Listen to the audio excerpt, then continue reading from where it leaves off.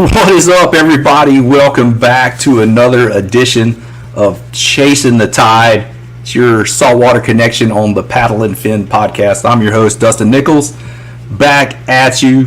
Finally, it's like, dang, it's like, where's Dustin been? Man, life happens, we're only doing like one episode a month and just trying to keep on that grind, so got a guest lined up tonight. We just been grinding, man, working, out there trying to grab some content here and there, get on the water. I got on the water today. We finally got some fronts pushing through down here, cooling the water temps off and everything, getting those big girls moving. Had a couple solid fish today, targeting speckled trout. Really starting to move around. They're starting to fatten up a little bit, put on that winter coat. So we'll see what happens with that in the next few weeks.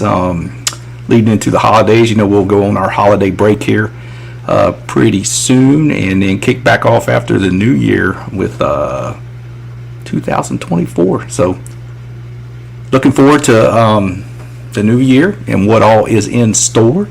There's some cool stuff coming down the pipes. We'll get into that later. But first, we're going to bring our guest on. We got the man himself, Albert Guzman, Mr. Guzman. What's going on? Howdy, bud. Hanging tight, man, hanging tight. Just non-stop. Let me just get off of work, man, like less than about an hour ago now. Yeah. Man, I haven't even taken my boots off or anything. Dang. Yeah, I got like straight to the car wash the truck and the yak down, and then unload everything. Spray the reels down, spray the motor down, repack everything, rinse the lures off that I had like strode across the deck of my kayak and all that good stuff. And then grab a quick dinner, grab a shower, and then jump on here. So, yeah, man, stoked to have you on, brother. Normally we start out with a little intro, little background about yourself and, your fishing history, and then what led you into that plastic boat. Yeah, I went to picked up fishing after I got out of drag racing. I used to do a lot of drag racing, quarter-mile drag racing. Like 2018, I got out of it. Needed something to pass the time. Started looking here. Started fishing for the gear. That was kind of really it, man. Always put the gears alive, setting up slide lines, catching big bull reds. From there, never really saw a lot of kayakers go offshore, but when I was inshore as years, kayakers getting to where I couldn't catch to, or I couldn't wait to. So I was like, you know what? I'm gonna make a bad decision, and I did. I picked up a Pelican 130 HD. I thought it was a smart choice, but I think probably about a month. I used that thing once or twice. Went and picked up a Kobe for almost the price. Yeah. You learn real quick, right? That's about like me buying a feel free back in the day. It's like, holy crap, this thing's a tugboat. Yeah, it's like, I don't know much, but I know this ain't right. Right. Oh, yeah, for sure. For sure. Like a barge, and then it non-tracking, and it just was tough, man. But, when you're paddling, I started out on a Perception, like a Caster 12.5, like a little... I talked about it on multiple kayak podcasts before. It was like yellow, and then I did like a black fade. It looked like a bruised banana on the top of my car. So everybody would say, I car top, and they'd be like, oh, here comes Dustin with that bruised banana. So all the guys at work kind of started saying that, and I was like, well, what'd you catch today in your boat? I bet you I did better than you. I would mess with them, give them a little, rib them a little bit, but yeah, 130 HD Pelican. And then you jumped into Hobie, and then you was like, oh, I'm going offshore and chasing the big fish. My third time in a kayak, we went offshore. And it was 2018, Ray Del Mar, I think. That was my... That's your maiden voyage. Your pop the cherry there. Yeah, man, it was the first time in the kayak, and it was a used kayak. So what do you think happened? Oh, no. Had a hole in it. It had a hole in it? It had a hole in it, and luckily, I went, like, my buddy invited me, and they went offshore a lot, so I didn't know, I'm still wet behind the ears, and they had a Yeah. club, and I was like, I just thought this was normal, it was leaning sideways. This was my first time in that kayak. And the gangster lean going on. It's the whole time, and they're like, wow. You have water inside? I was like, I don't know, what do I check? I opened the center, and I was Oh, like, yeah, about like 6 inches, and they're like, oh man. you about to be swimming. So Dang. I was building like every 20, 30 minutes. I was still fishing. I was like, Yeah. fine, I can manage. Yeah. Talking about a steep learning curve. Did you catch any fish? Yeah, I caught my first kingfish, and it was like probably mid-40s. Yeah. Oh, cool. Yeah, Yeah, that's a fun event too. It always falls on my night shift, so I normally don't have a lot of vacation left. So I'm usually just burning one day or another and fish the inshore, and then it's going to fall one year where I'm going to be able to fish all of it. I'll be able to fish everything because I like to get out there offshore too. But it's better to go with a group. We've talked about that before with other guests, Chris and Castro, and just definitely something you don't want to go solo and do. I mean, you can, but yeah, you need to have all your ducks in a row. Your radio and just your flare and your signaling devices, and maybe even an EPIRB, just to have if you need it, because like you said, what happened, there's a crack in your kayak, you're taking on water. You never know the unknown. So self-rescue and all that, it's always be good to be proficient on that. So yeah, talk about you started out there in 2018 in that Ray Del Mar, and then I know back in the day we used to have the Blue Water Classic. I wasn't into kayaks then. That was before. Yeah, that was a little before it. Yeah, I've heard some killer stories about that, like great turnouts and all kind of stuff. So just when you got in the scene coming into 5-6 years ago there, and Ray Del Mar kicked off, and then is that what kind of grabbed you right there? Was the offshore the thrill of that, or were you still mixing it up and chasing the redfish and stuff as well? I still did it all. Really, what caught it up for me was gear fishing. That's what made me get a kayak. Like, I want to go out there. I want to go out there. Yeah. Yeah, that's what sold it for me. I mean, the community is cool and all, and tournaments are fun and all, but yeah. Really, I just honestly got into kayak fishing to get it. Yeah. It, Yeah. Dang. So yeah, what's name what are some of the fish you've caught here in the Texas waters? Kingfish, kingfish, red snapper, grouper, like gag grouper. Yeah. Caught little rock hinds. Yeah. Tons of those. Triggerfish. Any ling? No, have not. No cobia yet. Haven't. I don't think I go to the rigs enough. Yeah. To try to target those. You know what I mean? But I'm sure you've paid the tax man a couple times. I've honestly only been taxed once. Oh wow. Yeah, they've been nice to me. Man. Been nice. I'm due for a good one. yeah. There's some good ones out there. I've seen a lot. They can cruise up. I've seen a couple charge the kayak and turn off real quick. Yeah, they come check you out. Want to see what it is. Yeah, but luckily, I've only brought up one fish that was cut in half. Yeah. And it was in the dead of winter. I don't know how that happened. Whoa. Dead of winter. I was like, was it a snapper? Yeah. Yeah. Normally, like winter time on them calm days, that water gets below 70 in the surf. Surf temp and Gulf temp. Them big sows move on in. Any kind of structure you can find, in 35, 40 foot can hold some big snapper that time of year. We've caught some solid ones in the winter time. Like they move on in. Yeah, it's that time of year, but they shut it down. Right. 24 already. So yeah, you can't keep them. You can still take a good picture with them. Yeah. Juice ain't worth the squeeze to let those go out there. No, I know, dude. They're so good, but you can keep the mangroves all day. I haven't seen a lot of mangroves caught offshore here. I've seen a lot caught inshore, but they're like the little 12. Yeah, 12, 16s, yeah. Not like Navarre, where there's some monsters out there you can get some big ones out there on the reef there. Pensacola, maybe. Yeah, Pensacola. Maybe I said too much. No. Yeah. Yeah, it's pretty good out there, man, on those things. Yeah, that's what I say. You just had a trip over there recently, didn't you? Yeah, I snuck out over there for a quick turn and burn trip. And last weekend or like a few weeks back, wasn't it? A couple weeks back. Yeah. Couple weeks back. Before Thanksgiving. Oh, yeah. Right before Thanksgiving, we went out up there. And I really went out there, try to get like on tuna. Yeah, the blackfin were running, yeah. Yeah, I was 0 for 1, man. I had a good run. And it burned me down twice. I wasn't expecting that. Oh, dang. You'd be running out. It burned me down twice. Ran straight towards me, caught up to it real quick. Oh. Then the second time it did it, caught up to it real quick, and it changed direction pretty fast. Oh, yeah, them things like fly in the water. They're like... I was not expecting that.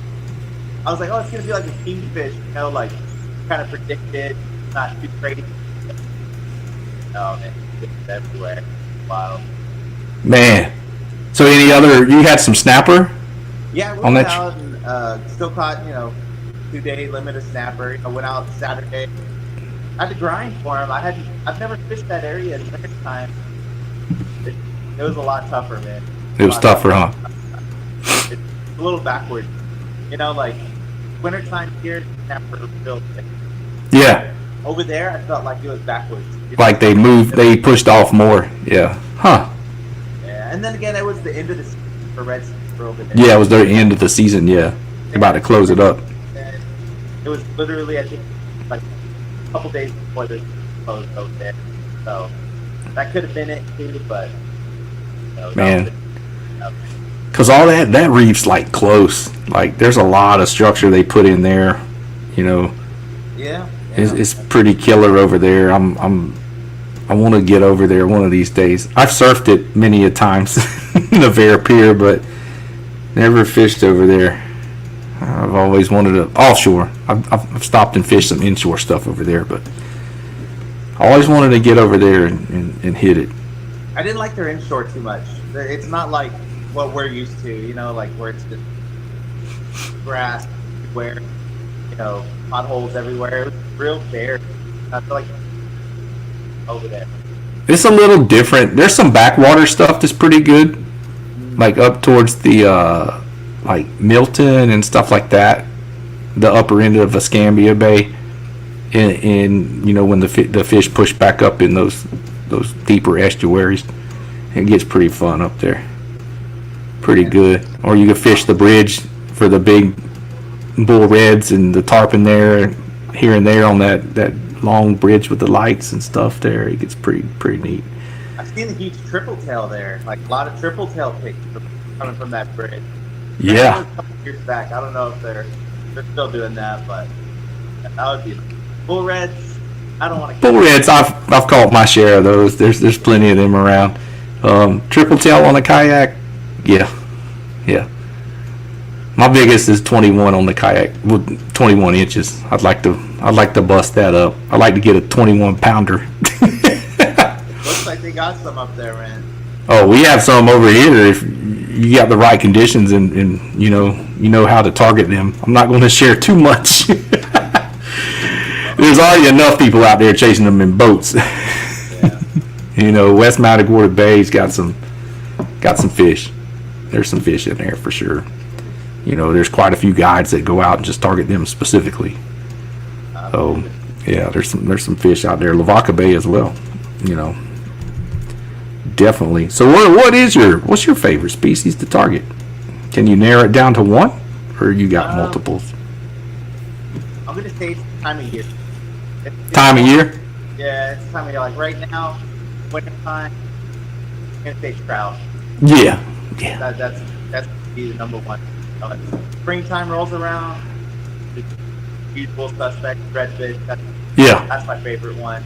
And after springtime, summer rolls around. Summer doldrums, you can get out. Yeah, offshore. Offshore. Then it's kingfish all summer. What's your red snapper in between them? That's pretty much. I could die happy.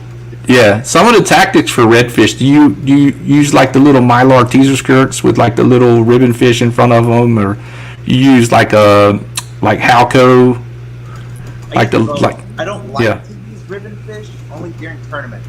Yeah. I'll try to use those. It's pretty effective, but it's just I hate that smell. I hate that silver skin. All that crap, all them little bitty scales everywhere, and your clothes are funky. You gotta. Yeah, I hate have it, a- but if that's yeah. all they'll eat, then I'll borrow some from my buddy. You know, Yeah. I'm like, Yeah. but Dude. I like to throw Halcos or Yozuri. I like the Yozuris, but dude, when Walmart has them every now and then, they're the freaking bomber wind tamers. They're like $6, and they're good size, and they're like silver with a green back with black stripes, look like a little mackerel pattern. Dude, I wreck them on them thing. I was looking. I might have a couple of those. But Those things are, they're pretty low. yeah, they're like 8 inches. They're like you got to troll them. You got to move pretty quick to get them down good. But I like the Halcos because they sink and flutter pretty good. The lipless ones, you know. Yeah, I use the 110s or the 130s. Yeah. Yep. I prefer to use the 110. It's a lot smaller hook, so it gets in there pretty good. Yeah. The 130s, I feel like when I hook up to one, it gets too fast and I'll get snagged. I don't pick it up. There you go. Yeah, it's I do like to throw those. I'll throw some poppers every now and then too out there when they're blasting. Yeah, I haven't gotten a good popper bite. I've tried it, every time, but it's hit or miss. That like If you just get that one to skyrocket, it just makes it everything worth it. that's Been surfing at Packery and seen them do it, 50 yards outside the breakers, some 30, 40 pounders just launch, 15 foot in the air blasting stuff, and it's like, holy crap, why can't I have a top water plug out there? That's usually what I wait for. I wait till I start seeing it get caught and steady. I'm like, Yeah. It's time. It's time. Yeah. Yeah, they're a fun fish. Normally you get a pretty good run out of them, and and you start getting 45-inch plus, and you start having fun with them. And damn smoker dang burn your dang reel up.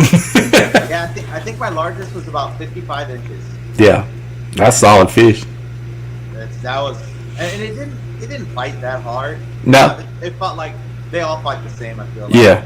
I haven't had that one that just wrecked. Just wrecks you. Yeah. Yeah. They've all fight about the same, between 40 to 55. I could tell. Yeah. I'll get man. I'll take them and ball them out, and Oh yeah. normally eat them pretty soon, and I do them in like a Creole. I soak them in like buttermilk with seasonings, and then I rinse them and I put them in like a Creole mustard, and then batter them and fry them, dude. Or then I'll take like the last portion of the tail and soak it in a pickling brine, and then smoke it on the smoker and make fish dip with it. Dang, I haven't made the fish dip. The fish dip is killer, dude. If you smoke it on the smoker and then like you almost like you smoke it, you want it to be kind of dry, and you put it in the food processor and and get it all, make a big paste out of it. I do sour cream, cream cheese, a little bit of mayonnaise, sriracha, lemon juice, cilantro, some Fresno chilies, garlic. You can go all kind of ways with it. I like the the lemon juice in mine with the cilantro. Some people aren't keen on cilantro, but man, that stuff's pretty damn good with spread it on some Ritz or some saltine crackers. Man, it's kind of tough to beat. You do all kind of stuff. Summer. No. That what? I'm gonna have to bring you one summer. Yeah, we'll have to take care of it and get make some dip. I love that stuff, man. That's like a big staple over there in Florida. They eat the crap out of that fish dip, man. They make it with smoked mullet too. Like their mullet over there are insane. White. It's real white. Yeah. They're like I'm talking like 30-inch mullet. Yeah, they're big. In those spring-fed rivers. They're giant. Those ones over there. It's like, holy crap, that was a mullet. Yeah, I see it on the menus, man, at the restaurants. I'm like, Yeah, smoked mullet. Yep, believe that. Yeah, it's actually pretty tasty too. Got a lot of like hogfish down there in the Keys and the grouper fingers. Everywhere you go in Florida, they got grouper fingers on the Yeah, that's good. Those are some good eating little fish, those little rock hinds, man. Yep. You getting off tactic. I know if we start talking about food, I'm gonna talk about it forever. Just call me the food rapper. We busted rhymes on the recipes. So this time of year, just I like what you said about the trout. So tell me, share some of your favorite tactics with the listeners out there. So what y'all got? What you specific? I like drop offs right now. Yeah. Grass flats. Yeah. That's pretty much done. I'll drift across, and fish across a big drop off. I hook up, power pole down. Yep. For a while. You camping out for a little while, pick them up. Yeah. Normally, there's a few more around. They're opportunistic feeders. There always is, and if I don't get a bite for like 10 to 15 minutes, just posting, cover water. Yeah. Now I haven't. I'll probably try it this year. I got like a set of waders, set of boots, and I might, just park the kayak and get walking. You know what I mean? Like use the kayak, get far, and go get to walking. You know what I mean? Might try that out. See the boats do it, and they'll go and they'll drop a whole fleet of people. Take up a whole. Oh yeah, they'll stagger them up for up to a mile. Drop every quarter mile, then everybody will wade back to the boat. And then the guys that wade away from it, they'll pick him up and go get him. Yeah. I was like, that's not a bad tactic right there, Like, it's not. They that was the first thing I saw when I moved to Texas was, figuring out, oh, hey, there is rideable surf here, and I'd go surfing, and then I'd drive across and, the causeway in Corpus, and you'd be like, what are them people doing walking out there? Or like fish past, like the backside, just checking it out. Man, them people are way out there. It's not deep out there. And then you learn, oh, hey, you can wade fish over here. And you can do that in Georgia in the coastal estuaries. You'd be up to your neck in mud. It's all that pluff mud, all them marsh estuaries, and just nasty black mud. And the tide swings are like 6 foot over there. Lots of current and tide for a day most of the days. That's a nightmare. Too high, too low. 1 or 2 we have here. Oh, I know. It's tough over there, especially, there's some tournament trails over there. I'd like to go over there and fish a couple of those series, that Florida Redfish series. They've had a good turnout and everything, but they have a couple of stops in Jacksonville and St. Augustine, and you got all those tide swings over there, and it's just, I think, from a safety standpoint, I'd be like stoked to run a motor. And then it frees up. You're having tournaments when it's the hotter months, just less fatigue, and you're spreading out more.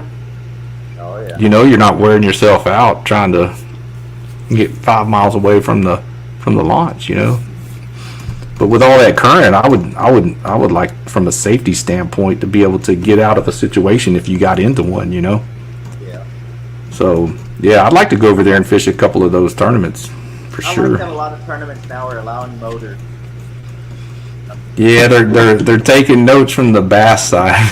The bass side, I think the only one that was holding out forever was cats. They were holding out forever, and then cats kind of went under, So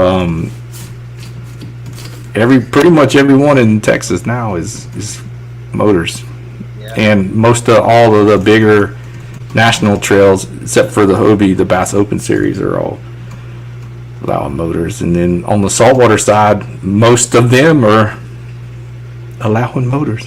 I think the Galveston Redfish Series, I don't know moving into 24 if they're going to allow motors or not. Hopefully so. I know they've been getting bombarded with requests, so we'll see how that ends up. So I fished one of those as an alternate with my team partner, another Jackson kayak team member as well, Michael Fiorenza. Ended up fishing as an alternate with him for one of the stops, and that was fun after being ruined with that 1103, that Torpedo, man, and having a, I think we did almost 10 and a half miles that day, pedal drive, and I was just like, whew. I said, I'm waking up tonight with some leg cramps. Sure enough, no matter how much, and that was in like, it was hot too. It was like in July or something, or yeah, it was not pleasant. Not pleasant. This summer was brutal. I mean, brutal. There was no wind. There wasn't a lot of wind this summer. No, we had a lot of good days with light winds, but it just got so hot by 9:30, and it was like, ugh, miserable. Yeah, I won that Port O'Connor stop with one freaking fish, man. It was just like, pff.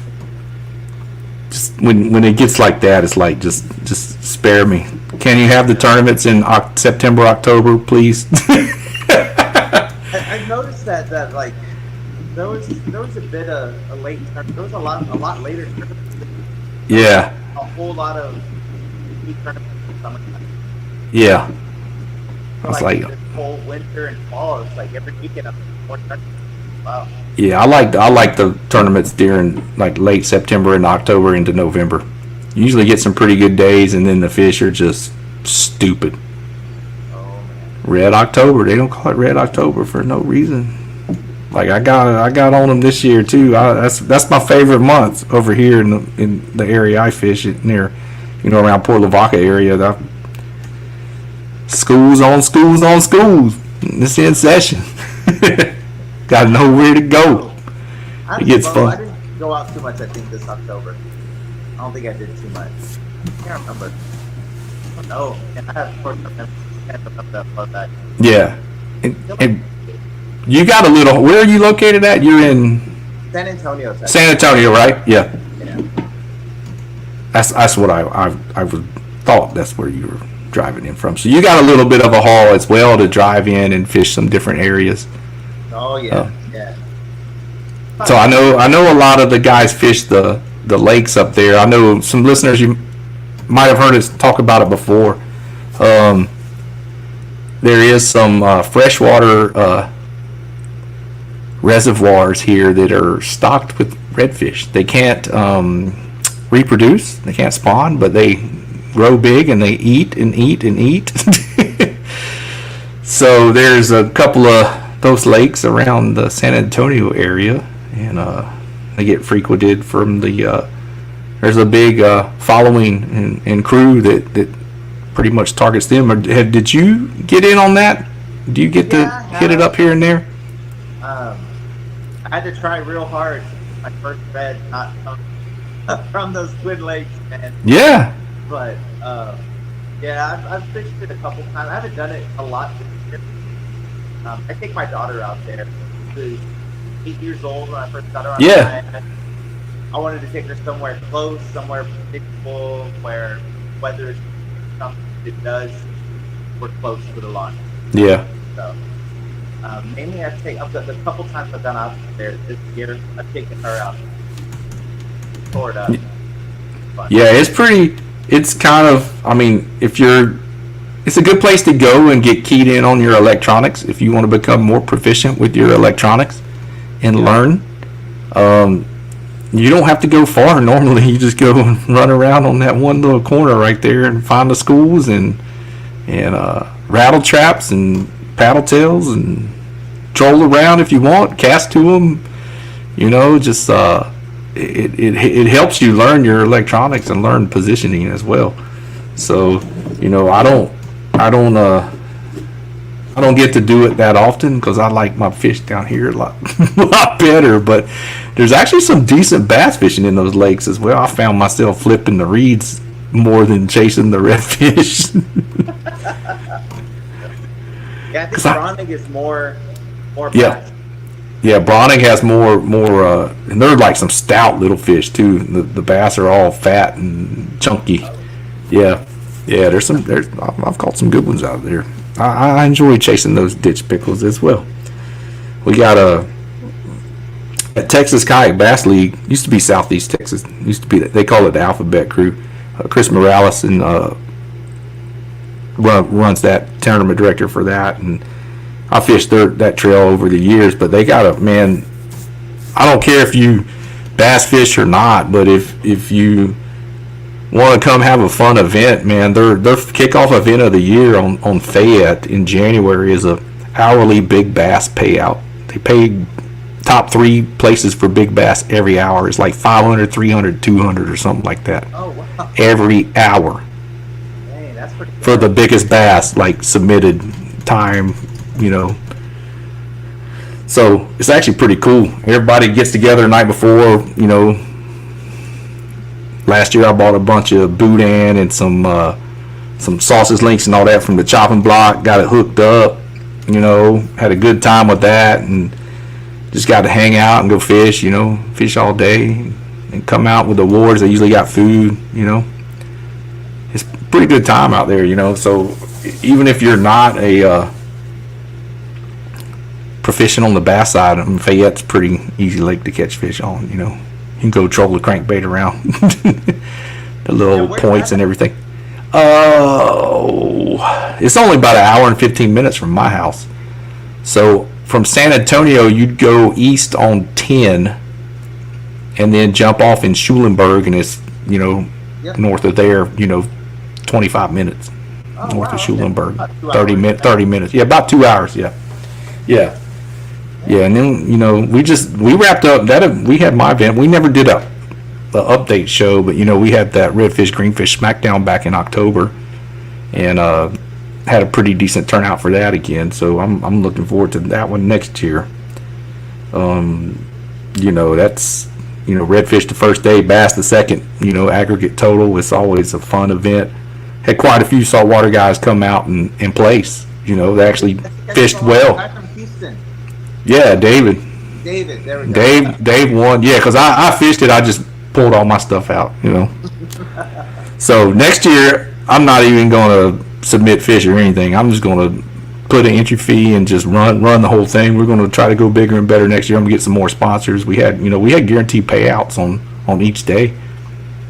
You know, that was separate from your entry fees. So, you know, next year I'm hoping it'll be 500 for the first place, you know, on each daily leaderboard.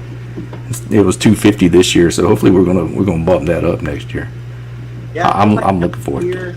Like, it's good to see a lot of the tournaments. Like, there's not a whole bunch of big tournaments. It's all existing tournaments that are, you know, around this. Yeah. But making it easier for, like, you to plan, go to these tournaments. I want to do your tournament, and it completely slipped my mind. And you reminded me at the Ray Del Mar. At Ray Del Mar, I was like, hey, remember about it now. Yeah. And then it came, and I was like, I forgot when it was, and like we had something going on with the family. Yeah, y'all had something. I remember you messaged me back. Yeah, it's how it is. I'm playing. It's the same dates next year. It's like the third weekend in October, 20th, 21st, 22nd, whatever it is. It'll be the same weekend.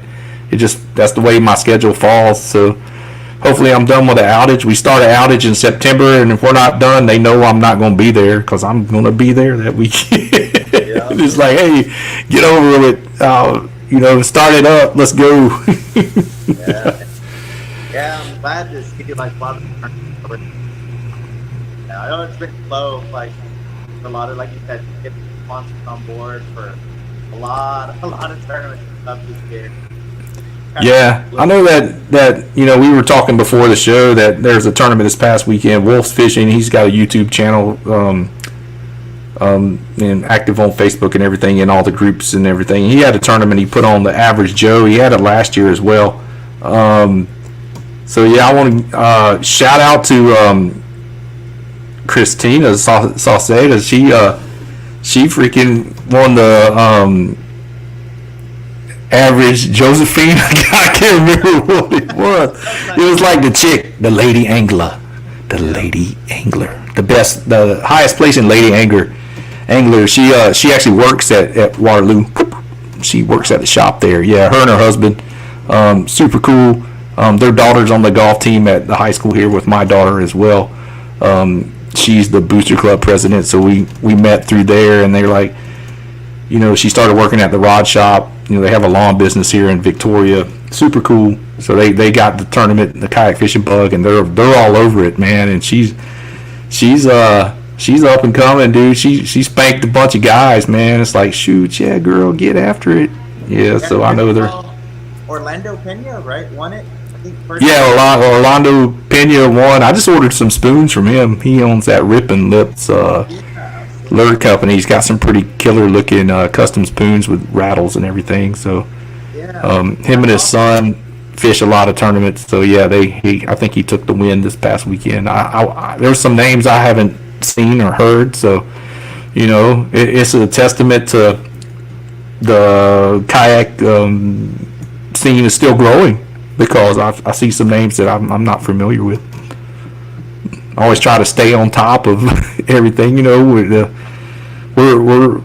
there's a lot of us, but it's pretty tight knit. And the camaraderie is always, we're always hanging out and good time and good conversation. We share a little bit with each other, tactics and where we found fish or whatever. We don't, we're not trying to keep secrets from everybody. If I can help somebody, excel that learning curve, cut it, it's always a good thing to be able to help people out, without spoon feeding. Gotta make them work for it, though, because time on the water trumps everything. How does that mean go? Don't give away all the information. Don't give it all away. Yep. Yeah. For sure, man. You gotta be able to, things change. I can't tell you, hey, go to where I went today. They're gonna be there again tomorrow. All right, them fish move. Weather changes, wind, tide, clarity, temperature, pressure. There are a lot of factors, So learning all that can get you in the right direction. So travel wise, just you've been to Florida 2-3 times this year. Did you fish the goat tournament this year over there? They didn't have a goat tournament this year. Oh, they didn't. They had the saltwater slam or summer slam that runs out of Louisiana that kind of picked up on it. Yeah. The Bayou Coast Kayak Fishing Club, Sean Rastanis and them did that, and he was bugging in June. I had an outage, so I was like, I can't fish it. I try to see if I can. I was just coming off of it, so it's tough. I met some of them there because I booked like that week in Florida like months like. Oh, you were there while that was going on. Huh? You were in Florida while that tournament was going on? I was leaving Florida. Oh, you had just left. The captain's meeting. We were leaving the morning of the tournament. And I was man. Like, yeah. I got to take the family home. They're all sunburned and ready to go home. Oh man. We were cooked, man. But I got to meet them and I got to hang out at their captain's meeting. Oh, cool. Yeah, I mean, Derek doesn't do it again. That guy said like, yeah. I'm gonna have to go over there for this next year. Hopefully it'll work, because my outage is later in the year, so I should be able to go for something May, June, July. I should be okay. So that was fun, man. That was one tournament I really liked doing. Yeah. Because it was a build-up all year. Right. And that guy's real wild, man. He's wound up, dude. That dude gets it going. You think I can get high strung? That guy gets high strung. Yeah, I like that area. I like all the way. We were in Gulf Shores this summer with family. My sister and brother-in-law, my niece, and my little great niece. They all drove over from Georgia and met us in Gulf Shores. We got a condo for the week, and man, it was so beautiful every day. It was flat. I was like, why don't I have the kayak? I could have been up. Nobody's waking up till 10 anyways. I could have fished for 2 hours, and I got spots over there that I could have went and caught fish. Man. The sun comes up like at 4:30, 5 a.m. over there. Yeah, it was nice, but it was hot. By 10 o'clock it was 92 degrees. Good thing you got a lot of them bushwhackers over there. You drink a buttload of them. I think I gained like 10 pounds on that trip. Them things are like 800 calories a piece. I probably drank like 5 of them a day. It's like a freaking rum and Malibu milkshake, like with ice cream dude, it's like they're freaking good. It's like a ice cream alcoholic drink. But all the food's so good over there. It's just like tough to, you're on vacation anyway, so all them places are cool. That's a cool little place to take the family as well. Yeah, Orange Beach, Gulf Shores, and there's a restaurant over there at Lambert's Cafe in Foley, where they you hold up your hands and they throw these big freaking, they're like softball sized yeast rolls, and this guy's pushing a cart around and he'll throw them to you. And then they got homemade apple butter you put on them, dude. Yeah, I ate my weight in them things. Yeah. So, homemade apple butter, dude. And them rolls were, I mean, they softball size, like for real. They hit you in the head, you're gonna have a knot. You're gonna have a pop knot on there. All right, man. You ready? I think so. Quick 5. All right, shoot. Spurs or Rockets? Oh, Spurs. Inshore or offshore? You gotta pick one. Offshore, easy. All right. One knocker spook or a skitter walk? Which one? One knocker. I've never even bought a skitter walk in my life. Yeah, one knocker. That's the. Yeah. Trailer or truck bed? Truck bed. All right, cool. I've seen too many trailer wheels fly off. Oh, dude, I know. And hot dog or hamburgers? Which ones? Lips and assholes or ground meat? I can't put anything safe like that in my mouth. I'm eating a hamburger. Dude, I can't. I just don't like hot dogs. Now, if I'm had a fishing tournament and I'm hungry as hell, which we've had before, and they grill them up on the grill, and they're char grilled, and they got some chili and cheese and a little salsa or something put on there. Yeah, I will eat one in a pinch. But I'm just not. Give me a hamburger all day with extra cheese and grilled onions and bacon. Well, cool, man. Shoot, we're running up on about 45 minutes. My wife's gonna be coming in. She'll be coming in the door. You done yet? No. No, she's watching freaking Love After Lockup or 90 Day Fiance or whatever one of them dumb shows.